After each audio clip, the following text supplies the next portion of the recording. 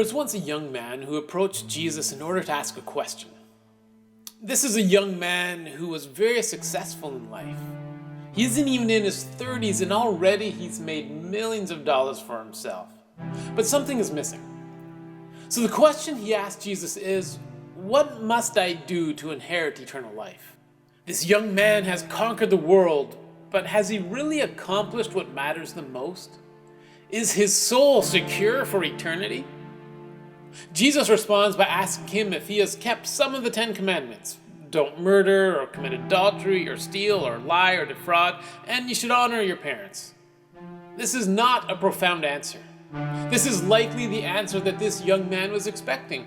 Every Jewish school of thought in that day said that eternal life is found by doing good and avoiding evil.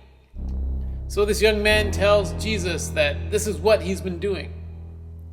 Jesus is pleased that this man is living well, but there is something missing.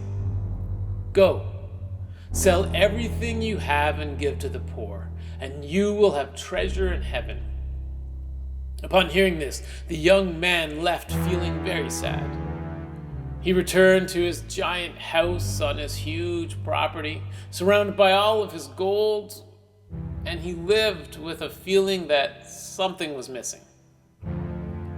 The truth was that he did not have wealth, rather, his wealth had him. He was trapped. Because who in their right mind would hold on to something that is so little when comparison to God? Look up at the sky and see how big our God is.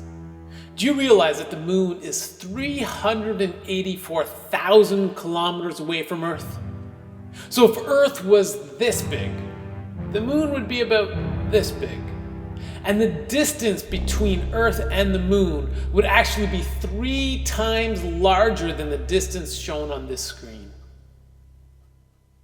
Just think of that distance in an area that we are all used to. Have you ever driven a car that lasted for 384,000 kilometers? Now look at Earth compared to our sun. And this is our sun compared to a star called Sirius A.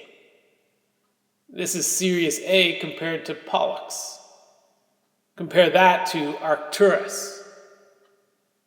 Then look at Aldebaran, which is only about half the size of Rigel, which is pretty small compared to a Pistol star. Now check out Antares A and Mu Cephei.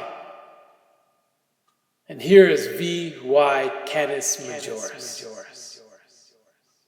Just look at how small we are compared to the other things in the universe. Jesus is the God of this universe, and he gave it all up for us. Though he was rich, yet for your sake he became poor. He gave away more than we could ever know. Since Jesus gave up so much for us, shouldn't we be able to give up our little bit of stuff for him?